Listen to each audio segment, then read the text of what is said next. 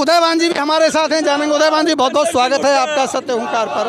आज जो राहुल गांधी जी से एक बार फिर पूछताछ हो रही है, क्या कहेंगे इस नेशनल हेराल्ड केस के मामले को लेकर? ये भाजपा जो जिस तरह से इनकी जो दमनकारी नीतियां चल रही हैं, उनके विरोध में ये कांग्रेस का विरोध प्रदर्शन है कि भी किस तरह से ये जो संवैधानिक संस्थाएं हैं उनका दुरुपयोग कर रही है। ईडी का इस मामले से कोई लेना देना नहीं है।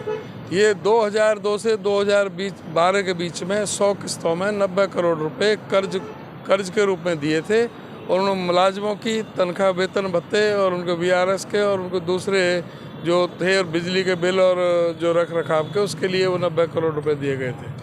उसका कोई 1 रुपये का भी कोई किसी तरह से कोई बेनिफिट राहुल जी को या सोनिया जी को नहीं होना, उस पर ईडी का बनता ही नहीं।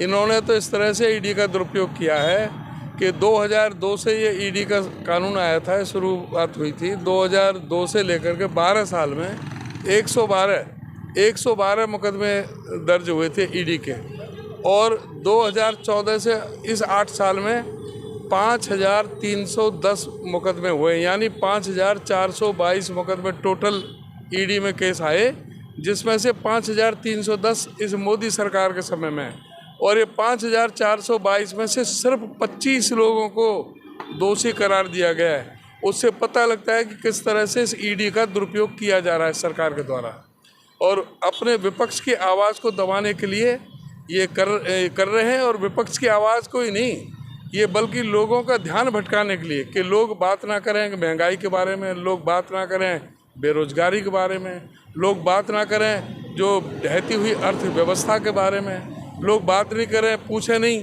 कि भाई ये जो कांग्रेस पार्टी ने और जो पिछली सरकारों ने जो पब्लिक सेक्टर के जो दायरे खड़े किए थे, आज क्यों जल थल नभ आज सारे बेचे जा रहे हैं। आज हवाई जहाज बेचे जा रहे हैं, पनडुब्बियाँ बेची जा रही हैं, ट्रेनों का निजीकरण हो रहा है, बिजली का निजीकरण हो रहा है, सड़कों का हो रहा है, हमारे जो गोदाम हैं उनका हो रहा है, सारे जो बैंक और इंश्योरेंस कंपनियां हैं उनको बेचा जा रहा है।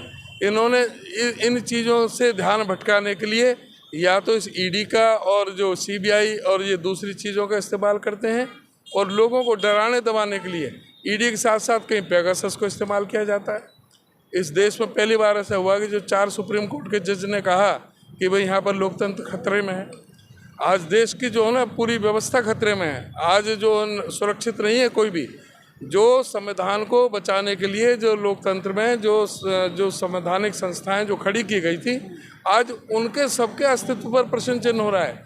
चाहे वो सीबीआई हो, चाहे वो ईडी हो, चाहे वो जुडिशरी हो, चाहे वो इनकम टैक्स हो, और चाहे ये मीडिया हो, सभी आज जो है पूरी तरह से ये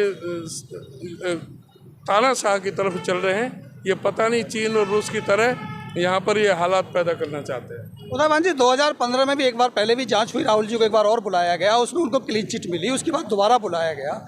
सवाल ये है कि जब आपको भी लगता है कि ये क्लीन चिट मिलेगी, वो बरी हो जाएंगे, उसमें उनके ऊपर आरोप नहीं लगेगा, तो फिर ये विरोध प्रदर्शन करने से मतलब क्या? इसलिए कि ये क्यों बार बार हरासमेंट किया जा रहा है। जब पटियाला कोर्ट में केस डाला वहाँ ये खारिज हुआ, उसके बाद हाई कोर्ट में सुब्रमण्यम स्वामी वो वहाँ पर बयान ही दर्ज नहीं कराने गए, वहाँ पर वो केस खारिज हो गया।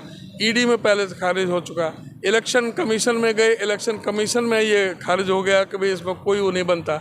ये बार बार जो हैरासमेंट का और जो विपक्ष के नेताओं को जो बदनाम करने की जो साजिश रच रही है, इस साजिश को बेनकाब करने के लिए प्रदर्शन। आप ये मान के चल रहे हैं कि ईडी को ध्यान भटकाने का टूल? हाँ, बिल्कुल ध्यान भटकाने के लिए लोगों का जो मूलभूत मुद्दों से ध्यान भटकाया। बहुत बहुत धन्यवाद आपका। ये थे हमारे साथ कांग्रेस के अध्यक्ष प्रदेश के उदयवान जी, और इनका मानना है कि ईडी को टूल बना लिया है ध्यान भटकाने का। इसी खबर पर आप जुड़े रहिएगा, मैं और भी इस खबर के अपडेट्स आपको देता रहूँगा। आप जुड़े रहिए सत्य हुंकार के साथ। अभी लेते हैं इजाज़त, नमस्कार।